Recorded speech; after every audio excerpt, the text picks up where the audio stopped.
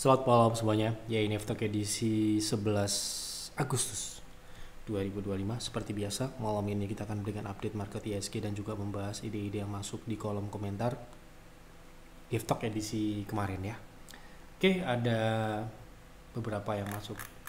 Cukup banyak ya yang masuk. Terima kasih untuk Bapak Ibu yang sudah memberikan ide. Kita akan coba bahas satu persatu sesuai dengan permintaan dan sesuai dengan kemampuan saya ya. Baik, karena ini cukup banyak, saya akan percepat ya. Silahkan bagi Anda yang belum subscribe, silahkan subscribe. Dan yang sudah merasakan manfaat dari Talk, dukung kami dengan klik like. Kita mulai dari ISG. Hari ini ISG rebound, gap up ya, tetapi belum berubah ya, belum berubah secara teknikal, masih proses koreksi. Koreksi ini saat ini masih berlanjut ya, saat ini masih tertahan di bawah 7.650 ini sebagai resist yang saat ini sudah terbentuk dan sedang diuji ya, 7.600 ini. Ya, jadi ini adalah proses koreksi yang mana proses koreksi bisa terjadi seperti ini ya. Jadi proses C ini ada potensi pullback dalam proses koreksi. Jadi sementara ini selama tidak terjadi breakout ke atas 7.700, proses masih sama. Kita langsung masuk ke pembahasan saham yang pertama ya. Bisa bahas AGRO swing trade, berikut trade plan-nya. Sehat selalu, terima kasih. Oke, kita lihat AGRO trading plan ya untuk swing ya. Secara teknikal AGRO saat ini terkonsolidasi, jadi buy on breakout ya, buy on breakout di 222 dengan stop loss ketat di 216 218. Untuk target kita lihat secara target pullback karena ini trennya masih turun ya. Kita lihat targetnya ada di 234. Jadi apabila kita entry di 222 itu sekitar targetnya di 234 itu 5,8%, TP keduanya di 250 ya. Seperti itu. Mohon bantu analisa WLTJ untuk trading, TP dan SL-nya. Terima kasih. Oke, kita lihat WLTJ untuk trading. Kita bahas cepat aja ya. Secara teknikal saat ini masih dalam pengujian support ya. Kalau kita melihat dari potensi pullbacknya saat ini masih cukup terbatas, hanya 3%, tidak menarik menurut saya. Sekali lagi saya kembalikan pada Anda, menarik atau tidak, upside-nya hanya 3%. Jadi kalau saya mungkin akan menunggu dia breakout di atas 1360 ya. Apabila ini sudah terkonfirmasi pullbacknya berlanjut ya, potensinya ini akan terbuka ke 0,3 ya, ke 0,2 dulu ya. Ini sekitar 9%, ini sudah sangat cukup sekali. Kemudian bisa ke 0,3, ini 17%. Seperti itu. Jadi saat ini untuk wait and see dulu. Oke, lanjut. Pak minta tolong bahas CDIA dan MERI paling aman masuk di harga berapa dan harga wajarnya berapa? Ini berarti apa ini? Investasi ya. Investasi CDIA saya belum bisa komentari ya, karena baru.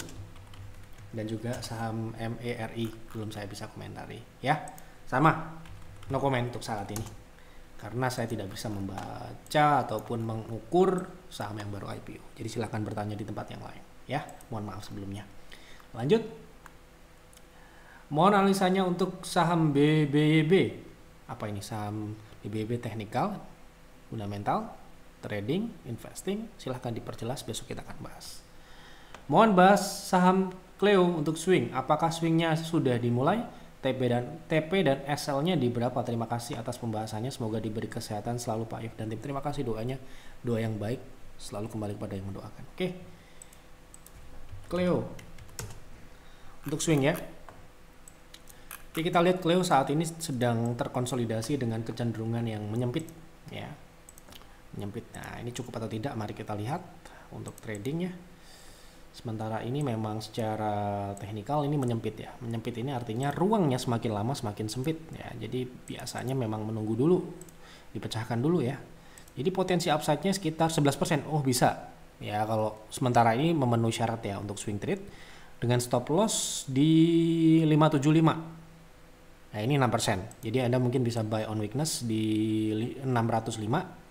Ini masih memungkinkan 605 atau 600 ini bisa. Dengan target terdekat Anda bisa coba di 655, target selanjutnya di 680 seperti itu. Mohon pembahasannya INET secara jangka pendek bagaimana jika mau masuk di saham ini. Terima kasih. Oke, kita lihat untuk masuk, baru masuk ya. Sepertinya sudah naik ya saham ini. Nah, ini sekarang ini posisinya swing turun ya. Jadi ini saham ini swingnya udah lewat ya, dan sekarang swing naiknya sudah lewat dan sekarang ini swingnya turun ya. Koreksi maksudnya. Jadi yang bisa kita lakukan ya harus nunggu dulu. Ntar kita masuk di 168, sekarang harganya berapa sih? 200 ya. Ini bulan kemarin, bulan Juni terakhir kita trading di saham ini ya, di 106. Ini harganya 168. Ini bulan Juni ya, baru belum naik ya tentunya ya, masih di sini ya bulan Juni. Jadi kalau masuk di sekarang ini menurut saya sudah terlambat, jadi harus nunggu koreksi dulu di private trading room ya. Jadi harus nunggu koreksi, paling tidak kita tunggu di 0,3 dari wave terakhir. 0,3 ini berada di 264, itu pun risknya secara teknikal. Risk secara teknikalnya kemungkinan masih cukup besar ya, sekitar 13%. Ini harganya sudah naik sekitar berapa persen ini dari harga 160-an ya.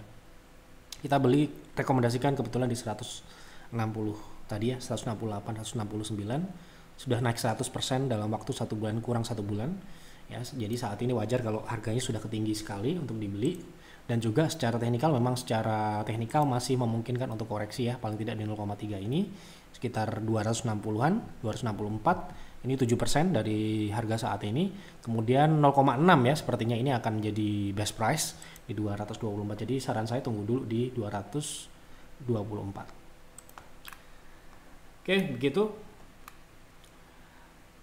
Tolong ASPR perlu dibahas kenapa kok tidak seperti emiten IPO lainnya. Wah, saya tidak tahu ya kalau IPO-IPO, mohon maaf saya tidak bisa berkomentar. Oke, lanjut.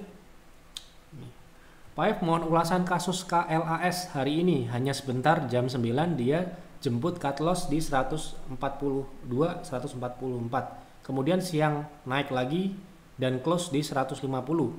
Berarti itu gojekan stop loss hunter. Ada cara untuk mengatasi agar lepas dari jebakan stop loss hunter seperti ini, karena hanya sebentar dan naik lagi sebenarnya kita tidak terproteksi tapi tergojek. Mungkin ini case di PTR ya. Hari ini kita proteksi ya untuk saham KLAS. Kita harus share seperti ini adalah edukasi ya. Jadi apabila Anda join PTR, Anda harus siap seperti ini. Jadi prinsip dari proteksi atau cut loss adalah membatasi risiko. Bukan karena saham itu akan turun atau naik setelahnya, bukan. Tetapi membatasi risiko. Oke, jadi batasan risiko kami adalah maksimal 5%. Jadi sebuah saham itu misalkan turun setelah kita rekomendasikan sebesar 5%, secara risk, persentase risk itu sudah harus dijual. Terlepas dia setelah itu akan naik atau turun, itu bukan urusan kita lagi. Ya, itu adalah batasan risiko. Ya, perlu dicatat baik-baik. Kalau Anda tidak bisa seperti itu, sebaiknya jangan join PTR. Itu ya. Jadi entah itu mau digojek kayak, mau diakalin kayak, membandar nggak, kita nggak peduli. Tugas kita adalah memanage risiko. Memanage risiko itu salah satunya memproteksi, ya, memproteksi kita punya modal dengan membatasi kerugian. Itu ya. Jadi prinsip stop loss itu berdasarkan batasan maksimal toleransi risiko. Oke? Misalkan kemudian saham ini naik lagi dan teknikalnya bagus lagi, kita bisa beli lagi, trading lagi tanpa ada perasaan emosi apapun. Ya, kita tidak ada dendam, tidak ada apapun. Wah, saya tergojek nih, saya diakalin nih, saya diturunin sama bandar, seperti itu kata-katanya mungkin ya. Kita tidak peduli, kita tidak kenal dan kita tidak peduli. Kalau misalkan kita harus stop loss, kita stop loss tanpa ada rasa apapun. Seperti itu trading di private. Cukup keras buat mungkin yang baru di PTR, tetapi itulah apa adanya seperti itu. Jadi kalau misalkan Anda mungkin tidak siap dengan stop loss, dengan cut loss, cut profit dan sebagainya, kemudian saham tersebut mungkin ada naik lagi ya, sebaiknya joinnya Bulls Hunter atau di peer atau peers. Karena di sana stop lossnya tidak seketat ini, tidak dibatasin seketat ini. Kita membatasi sangat ketat, oleh karena itulah kenapa di PTR sangat cepat ya perpindahan atau rotasi sahamnya. Gitu ya. Jadi tidak sama dengan Bulls Hunter atau peer atau peers gitu. Dan cara ngakalin supaya tidak bisa seperti ini ya, kita memang tidak ingin mengakali ataupun ingin menyimpan saham yang sudah seharusnya stop loss. Trading plan itu sudah ditentukan dan itu harus dipatuhi. Ya. Karena kita tidak tahu saham tersebut akan balik lagi atau tidak. Kalau tidak balik malah turun lebih dalam, nah kita bisa salah. Nah, itulah ya, makanya kita ada batasannya maksimalnya berapa. Begitu Pak kira-kira. Ini jawaban kita untuk mungkin tidak memuaskan, mungkin bagi Anda yang enggan untuk cut loss atau stop loss, makanya jangan join PTR. Nggak usah ngantri seperti ini, nggak usah ngantri seperti ini. Nanti Anda kecewa, Anda buang-buang uang, buang-buang waktu juga, karena waktu yang dibutuhkan ini full, ya, gitu. Jadi kalau misalkan Anda, aduh Pak, saya mau cut loss, nanti takutnya naik lagi, aduh jangan join PTR, ya. Saya kasih tahu ini sudah berkali-kali. Kalau Anda ada rasa sayang cut loss, ada rasa sayang stop loss hanya karena saham tersebut kemudian naik, kita mengalaminya udah sering. Dari 2017 kami sudah sering kita cut loss habis itu naik, nggak peduli dan kita nggak apa-apa. Ya, kenapa kita masih bisa trading lagi? Ya, kita bisa cari profit lagi. Dan itu ya kita harus bisa katakan ya faktanya seperti itu. Ya. Misalkan kita, aduh Pak, sayang nih kalau misalkan kita jual, kinerja kita nggak mungkin kayak begini kalau kita menahan saham yang sudah turun dan harus stop loss. Saya yakin kinerja kami tidak akan seperti ini. Ya, dan kita sudah, mohon maaf, pengalaman kami lebih dari 15 tahun di market. Ya, untuk trading tidak ada toleransi. Kalau harus di cut loss, ya harus cut loss. Tidak ada nunggu besok atau nunggu penutupan Pak, nunggu konfirmasi Pak. Nggak bisa. Ya, ada batasan resiko yang harus kita patuhi. Itu adalah salah satu prinsip kami dalam trading. Ya, jadi kalau misalkan Anda enggan untuk itu, jangan ngantri-ngantri, jangan repot-repot untuk ngantri atau bayar untuk join private trading. Ini nggak boleh, ya. Kenapa? Ini adalah batasan risiko yang tidak boleh dilanggar. Haram, ya. Kami yang mengharamkan, ya. Kalau misalkan Anda melanggar itu, ya itu konsekuensi Anda sendiri yang terima. Gitu. Tidak bisa diakali dan tidak ada toleransi, ya. Baik itu dalam stop loss maupun dalam hal take profit. Take profit itu juga sebenarnya harus dipatuhi, tetapi ada beberapa yang saya ingin hold tapi proteksi dinaikkan, monggo silahkan Anda jalankan sendiri, gitu ya. Jadi ini keras ya, jadi kalau misalkan Anda mungkin tidak terbiasa dengan itu, mungkin tidak akan cocok dengan PTR, karena PTR didesain untuk seperti itu, untuk strict, ya, tidak bisa memberikan toleransi terhadap risiko, ya, gitu. Jadi kenapa kami bisa eksis sampai dengan hari ini, karena kami patuh dan tidak mungkin akan nyangkut, ya, karena kami tidak mentoleransi risiko itu. Mau urusan dia naik lagi kek, mau nanti jam 5 naik, besok pagi dia naik, balik lagi naik, kita nggak peduli itu Pak. Yang kita pedulikan adalah harus memenuhi syarat trading dan harus dipatuhi trading plan itu. Kita rekomendasikan berarti secara teknikal potensinya naik, tetapi apabila ternyata turun dan tidak sesuai dengan prediksi, kita harus cut. Itulah, seperti itu kira-kira, ya. Mungkin itu sebuah kekurangan bagi sebagian orang yang tidak mau enggan untuk stop loss, gitu ya. Berat ya, berat. Bagi sebagian orang itu berat. Makanya PTR tidak didesain untuk semua orang, ya. Hanya untuk orang-orang yang mau dan disiplin dengan trading plan aja, gitu. Apakah hanya kelas saja? Banyak saham yang lain banyak ya. Jadi itu akan sering terjadi di PTR karena PTR itu sangat ketat, ya. Kita nggak mau lebih dari 5%, ya, gitu ya. Jadi kadang-kala kita memproteksi itu bukan karena teknikalnya, tapi karena batasan risiko yang kita ingin menjaga, ya, gitu. Oke, seperti itu kira-kira. Semoga dapat dipahami ya. Tapi kalau misalkan pun Anda tidak bisa terima, silahkan join layanan yang lain, mungkin Bulls Hunter ataupun Peer atau Peers yang lebih longgar, lebih bisa mentoleransi risiko lebih longgar lagi. Karena ini berbeda ya.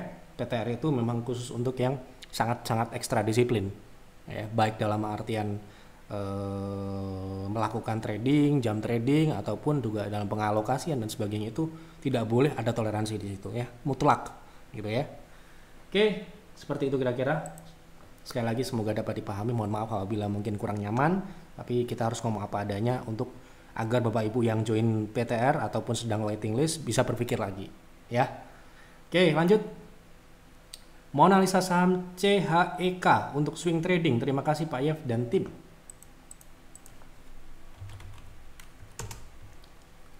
Oke, untuk trading saat ini sedang menguji resist ya. Ini saham baru ya.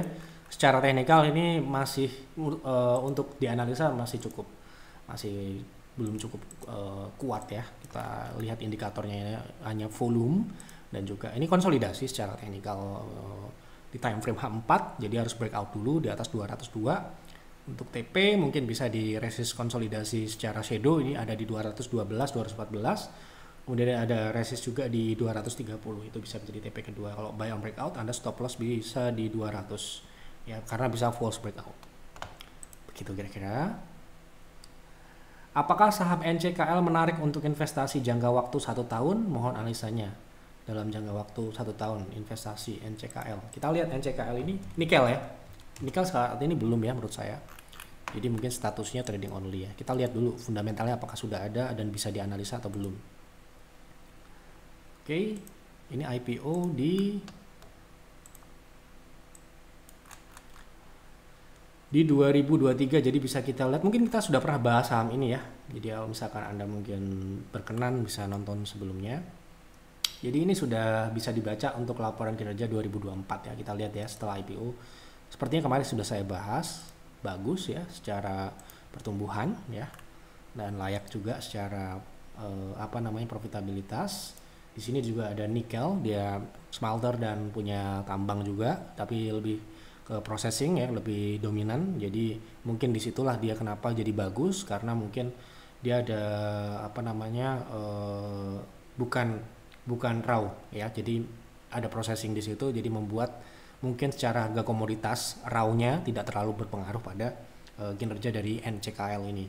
Jadi secara fundamental like invest ya untuk saat ini, seperti yang saya bahas kemarin. Sudah saya bahas, silahkan dicari di Yef Advisor Telegram.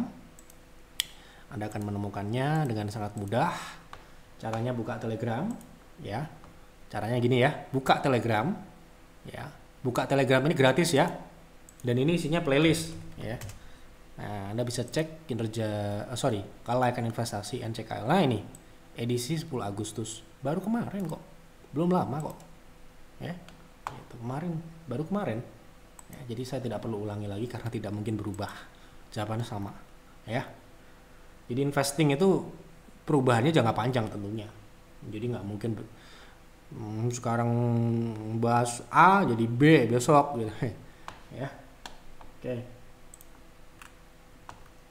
Izin tanya analisa KBLV. Bagaimana potensinya? Potensi apa? Jangka pendek mungkin ya. Saya nggak tahu apa maksud Anda. Jangka pendek atau jangka panjang, saya akan jawab jangka pendek aja, semoga saya benar. Tapi kalau salah ya itu salah Anda, pertanyaannya kurang jelas ya. Oke, secara teknikal jangka pendek saat ini sedang pullback ya, dalam tren turun, konsolidasi di dalam tren turun dengan potensi saat ini naik menguji resist 118 sampai dengan shadow 148. Seperti itu. Ya. Jadi lain kali mungkin Anda bisa lengkapi itu ya. Saya beli TSPC untuk swing di harga 2190 pada 1 Agustus lalu. Lalu pasang stop loss di 2150 karena ini adalah harga support yang terbentuk di Agustus 2024. Sebentar, kita nanti lihat ya. Beli di 2190, stop loss di 2150 karena itu adalah support. Hari ini saya kena stop loss karena harga sempat turun di 2130. Bener ya? Jadi stop loss ini sudah ditentukan, ketika harga menyentuh itu ya harus dijual. Kemudian turun ke 2130. Tetapi berapa menit kemudian harga sudah kembali ke 2160. Ya seperti yang saya jawaban tadi ya, pertanyaan case di private trading room di mana saham KLAS kita stop loss, kemudian sahamnya itu balik di sesi kedua. Kejadian seperti ini sering terjadi seolah-olah market maker tahu soal kita, para retail ini di mana. Apakah di peer juga hal seperti ini? Apakah juga terjadi hal seperti ini? Kena stop loss sesaat lalu harga naik kembali. Bagaimana strategi untuk mengantisipasi hal ini? Apakah strategi saya di atas keliru? Mohon petunjuknya di mana letak kekeliruan saya, Pak. Mungkin nanti kita lihat TSPC ya secara teknikal seperti apa. Apakah sudah tepat untuk menentukan stop lossnya secara teknikal? Kalau batasan resiko Anda sendiri yang tahu, Anda pengen risknya berapa. Tetapi kalau secara teknikal kita bisa komentari. Tapi kalau misalkan pada prinsipnya sama dengan swing trading yang lain, kita kena stop loss sesuai dengan trading plan yang sudah kita tetapkan di awal, ya wes kita jual. Tidak ada hard feeling di situ untuk aduh gimana nih harus stop loss atau tidak. Ya harus stop loss. Tidak ada toleransi dalam trading. Lalu bagaimana di peer? Ya peer nggak bisa, nggak seperti itu. Peer itu kan kita melihatnya fundamental. Fundamental tidak berubah ya kita tidak stop loss. Harga turun di bawah stop loss yang mungkin secara teknikal itu tercapai, kita tetap hold karena fundamentalnya naik, malah kita bisa tambah lagi kalau investing. Ya, di peer atau di peers. Seperti itu. Ya, jadi beda, sangat beda bumi dan langit strateginya, ya. Kalau di trading ya nggak bisa seperti itu. Kena cut loss ya di cut loss. Nggak ada toleransi. Pak besok tunggu deh kalau balik, siapa tahu balik. Kalau nggak balik, lu makin meeng, ya, gitu ya. Jadi jangan sampai kita, ya sekali lagi saran ya, saya tidak mau memaksakan sih. Kalau di PTR ya jangan sampai kita nyangkut, ya, gitu. Tidak boleh. Kalau dalam investing karena fundamentalnya bagus itu tidak masalah, karena fundamental kita sudah tahu dari awal. Kalau sahamnya turun ya kita bisa nambah. Contoh kasus misalkan seperti MSTI, STAA, ya seperti yang sudah kita bahas, Anda cari saja pembahasannya. Ya, kemudian NISP, ya, tahun 2021-2022. Setelah kita rekomendasikan sahamnya turun, floating loss. Apakah kita cut loss? Ya enggak. Ya enggak sama. PGO yang terakhir, ya. PGO juga sama. Kita rekomendasikan sahamnya turun ke bawah 800. Apa yang kita lakukan? Kita tambah. Ya. Gitu. Jadi beda bumi dan langit strateginya.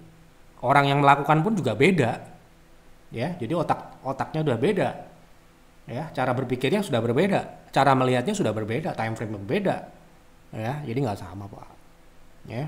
Itu kalau Anda memang swing trading ya nggak masalah kena stop loss. Oke, kita lihat TSPC, apakah sudah benar penentuan stop lossnya? Sebenarnya apa namanya, beli di tanggal berapa tadi? Sorry, TSPC ya. Kita akan komentari secara teknikal ini. Sekali lagi saya nggak tahu Anda punya toleransi risiko berapa persen. Beli di 1 Agustus di 2190. 1 Agustus itu mana? Nah ini. Mohon maaf ini kita komentari ya. 1 Agustus itu ini ya. Benar nggak? Nah 1 Agustus saja ini belum confirm swing naik, ya. Belum confirm dia swing naik, dia hanya rebound aja seperti ini. Jadi menurut saya entry-nya kurang tepat, ya. Kemudian penentuan stop loss di berapa tadi? 2150 ya. 2150 karena dianggap itu adalah support. 2150 2140 ini ya. 2130 sorry 21 ini ya. Karena ini adalah harga support yang terbentuk di Agustus 2024. Kalau di saya ini supportnya 2140. Stop loss itu pertama ditentukan oleh batasan resiko kita, misalkan 5%, ya, maksimal. Jadi kalau misalkan secara teknikal itu bisa 2%, 3%, kita akan ambil 2% atau 3% itu, bukan 5% lagi. 5% itu maksimal, oke? Jadi sebisa mungkin lebih rendah dari itu. Nah, ini berapa persen gitu ya? Kita ambil contoh PTR ya, misalkan Anda beli di 2190 ya. Itu sekitar 2%. Itu sangat ketat secara persentase. Ya, tetapi apakah salah menentukan stop loss di situ? Menurut saya mungkin bisa diturunkan 1 tick karena resiko teknikalnya sebenarnya di bawah 1 tick support yang dibentuk. Ya, misalkan supportnya di 2140, stop lossnya ada di 2130. Itu kalau kami ya. Seperti halnya TP pun. TP kita turunkan 1 tick di bawahnya. Misalkan targetnya di 2190 gitu ya. Kita akan ambil di 2180 atau 2170 agar mudah tercapai. Ya, seperti itu. Jadi pertama entry-nya menurut saya kurang tepat karena swing-nya belum berjalan, dia masih koreksi, masih turun, swing turun. Kedua, dalam stop loss-nya mungkin Anda harusnya ngambil 1 tick. Mungkin itu pun juga kena sih, tapi nggak ada masalah sebenarnya. Karena resikonya masih menurut saya masih kecil buat trading. Ya, sekali lagi kecil dan tidak itu relatif masing-masing orang. Ada Pak, saya nggak mau Pak, rugi 0,% nggak mau. Ya, itu berarti besar 2%. Gitu, saya mengambil contoh di PTR ya, menggunakan batas toleransi risiko di private trading room ya. Gitu ya. Ini agak cepat aja kita bahas ya. Minta tolong analisa teknikal saham SIDO punya di harga 600, niatnya mau invest tapi sahamnya turun, laba perusahaan juga turun terus per tahun di harga sekarang. Apakah bertahan harga naik adalah hal yang bijak? Apa ini? Sekarang apakah bertahan harga naik adalah hal bijak? Kalaupun bisa naik, TP paling masuk akal di harga berapa kalau beli dipunya di harga segitu? Oke, niatnya invest. Kemudian harga sahamnya turun dan laba perusahaannya ikut turun ya.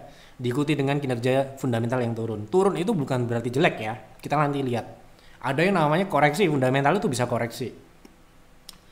Paling masuk akal berapa kalau beli punya di harga segitu? Kalau dari teknikal sampean seperti apa? Mohon pencerahannya. Wah, Salam sampean dan oke, pencaraannya terima kasih Pak. Oke, kita lihat ya, SIDO punya invest di 600.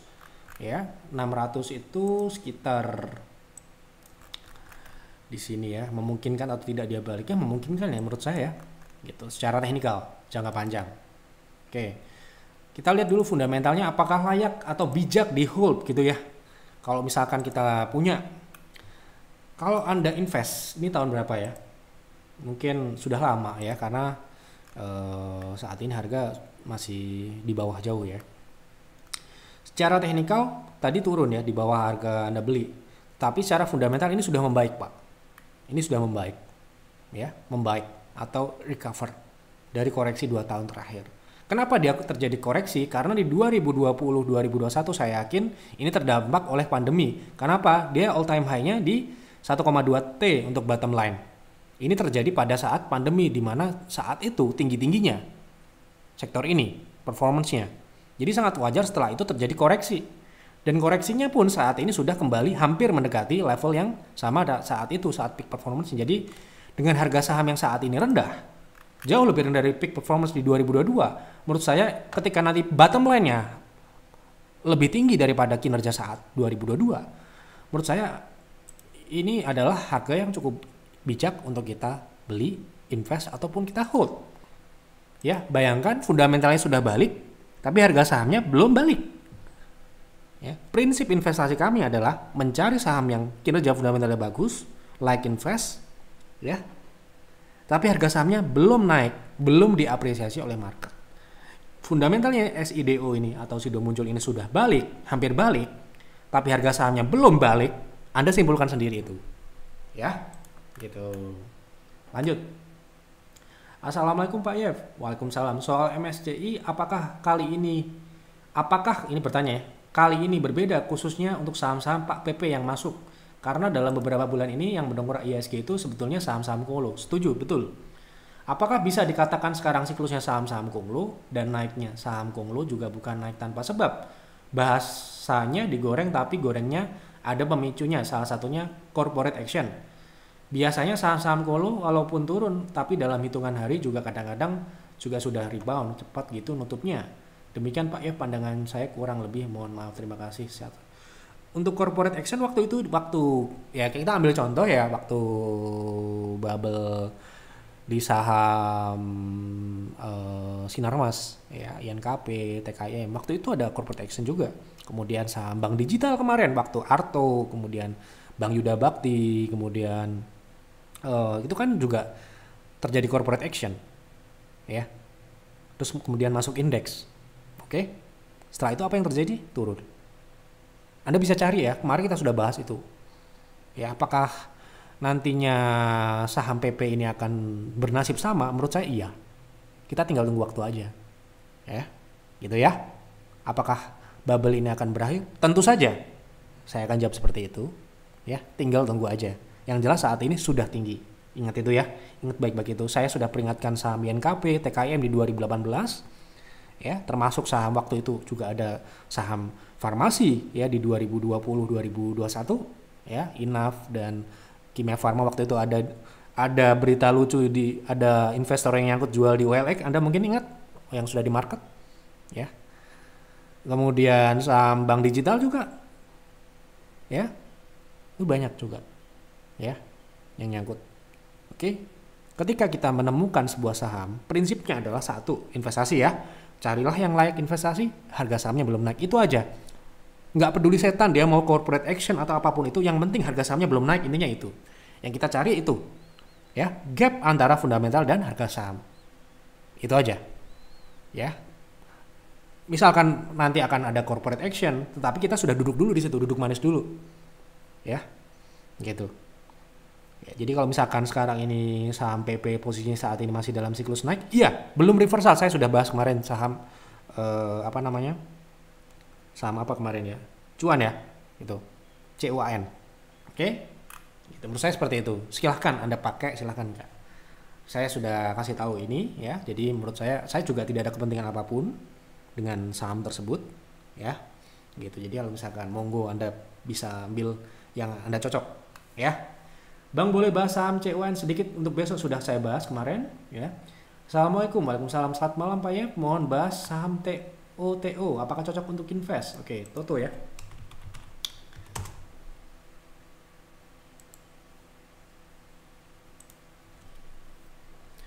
Oke, secara fundamental ya pertumbuhannya dulu ini sempat koreksi juga kemarin dan sekarang ini relatif sudah tumbuh lagi ya. Jadi ada koreksi ini, memang koreksinya ini membuat terlihat tidak terlalu bagus, tetapi saya melihat ini adalah koreksi wajar.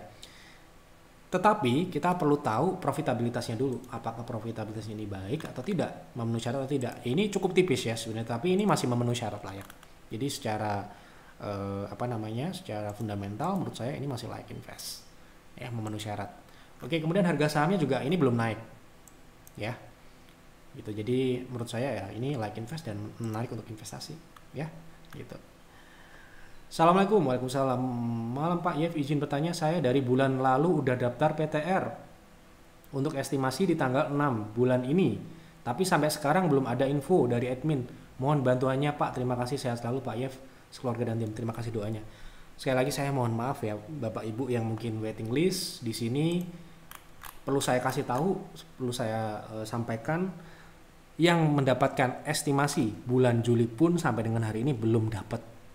Ada yang belum dapat, maksudnya ada yang belum mendapatkan kuota. Dikarenakan memang member kami yang saat ini masih aktif itu tidak mau keluar. Kita tidak bisa memaksa, Pak keluar Pak, ada yang mau join, itu kan nggak mungkin. Ya, dan kebanyakan sekarang habis beberapa bulan lagi sekarang diperpanjang ya untuk mengantisipasi tidak dikeluarkan. Ini kita bicara apa adanya ya, jadi Bapak Ibu bisa harus sabar karena ini estimasi. Jadi estimasi ini bukan tanggal pasti ya. Misalkan ini estimasi tanggal 26 Agustus. Apakah orang yang daftar hari ini dapat di tanggal 26 Agustus? Ya, tidak pasti. Bisa iya, bisa lebih mundur. Apabila yang kontraknya habis tanggal 26 ini memperpanjang kontraknya. Itu jadi harus nunggu member yang selanjutnya. Mohon maaf sekali lagi, saya tidak bisa membantu banyak di sini karena itu adalah aturannya.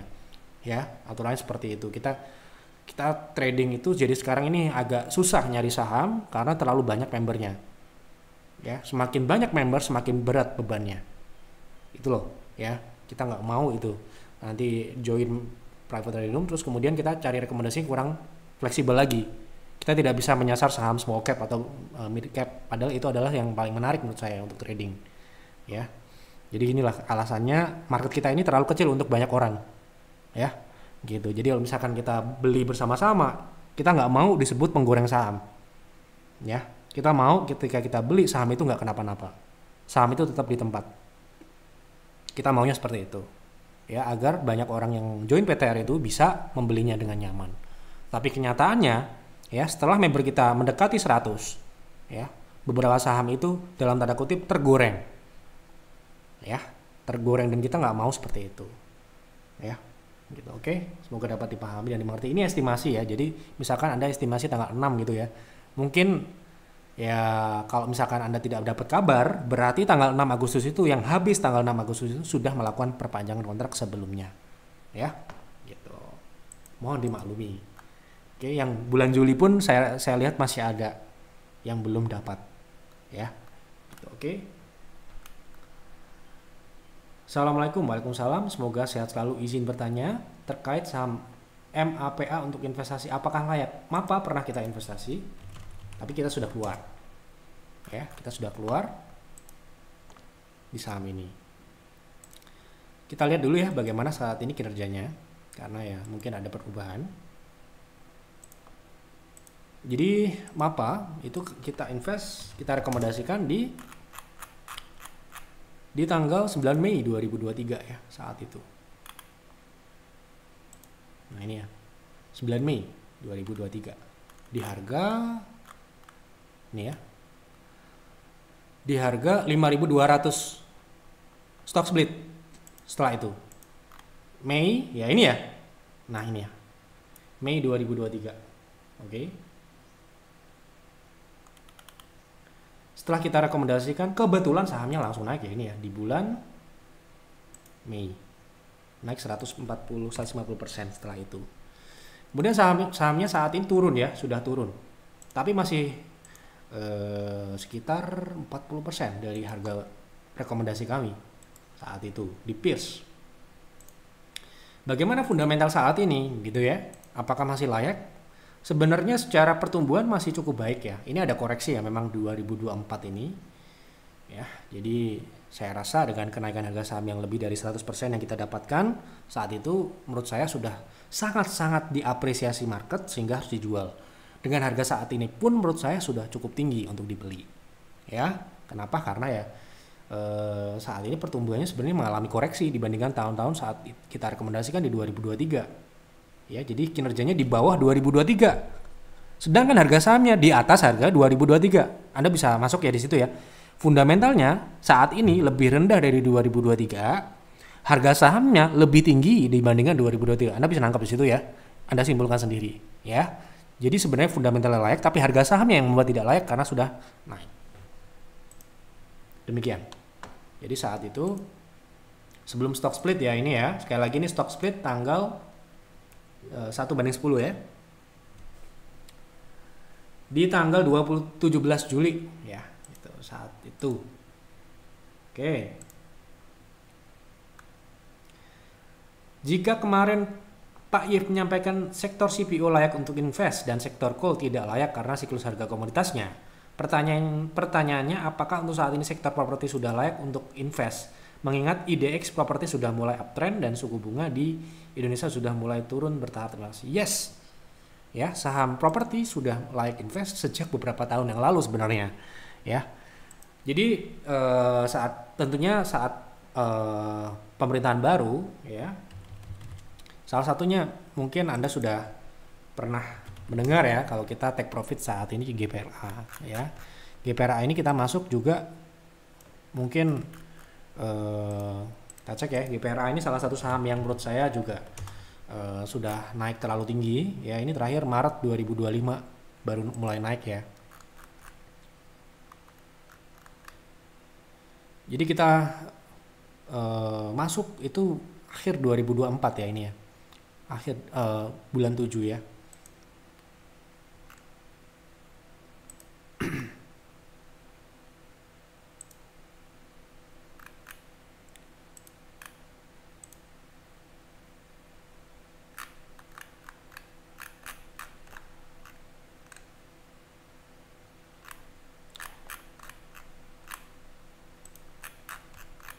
Oh tidak, berarti bulan Mei 2023. Jadi jauh-jauh hari kita sudah merekomendasikan saham ini ya.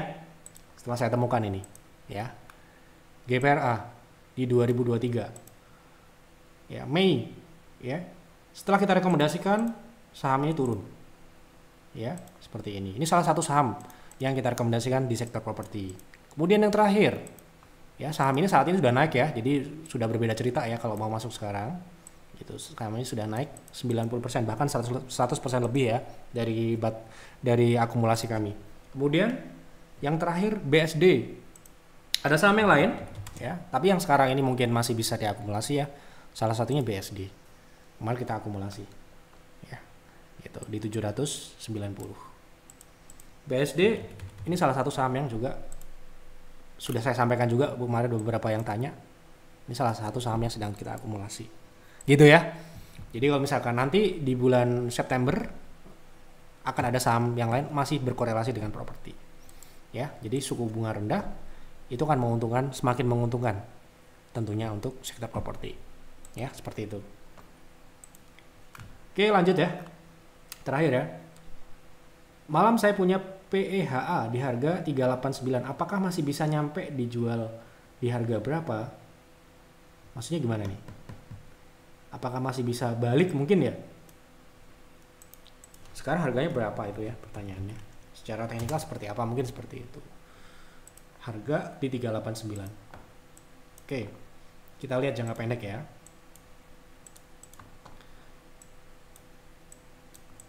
Oke. Seperti ini 389. Menurut saya masih bisa ya untuk saat ini karena dia konsolidasi di rentang yang cukup lebar ya ini ya. Jadi kemungkinan saham ini bisa balik ke middle area di 350, itu bisa Anda jual di situ. Yang kedua di 380 atau 376. Tapi sebenarnya bisa balik ke modal, tetapi kecil kemungkinan. Kenapa? Ini konsolidasi dengan kecenderungan yang menyempit. Shadow-nya ini semakin rendah. Nah, makanya ekspektasi kita harus jaga di 376 ini. Seperti itu. Baik, sudah saya jawab semua ya. Semoga tidak ada yang kelewat. Apabila ada yang kelewat, saya mohon maaf yang sebesar-besarnya. Semoga dapat dimaklumi. Silahkan diisi kembali di kolom komentar. Silahkan dianalisa lagi apa yang saya sampaikan. Jangan ditelan mentah ya, karena bukan kebenaran yang mutlak. Mungkin bagi sebagian orang tidak cocok, silahkan, tidak ada masalah. Ya, tidak ada yang paling benar di sini, ataupun kita juga menerima, membuka diskusi. Silahkan Anda, apabila Anda mungkin ada pandangan yang lain ataupun kritik dan saran, kita sangat terbuka untuk Bapak Ibu semua, untuk masukan kami atau apapun itu. Misalkan kita bahas sesuatu kemudian Anda mungkin punya pandangan lain, boleh disampaikan di sini. Itu menjadi sebuah diskusi yang berbobot dan diskusi yang bisa berkembang menjadi input yang positif untuk penonton Yeftalk. Mungkin itu dulu yang dapat saya sampaikan di Yeftalk malam ini. Mohon maaf apabila ada kekurangan atau kesalahan. Selamat malam dan selamat beristirahat.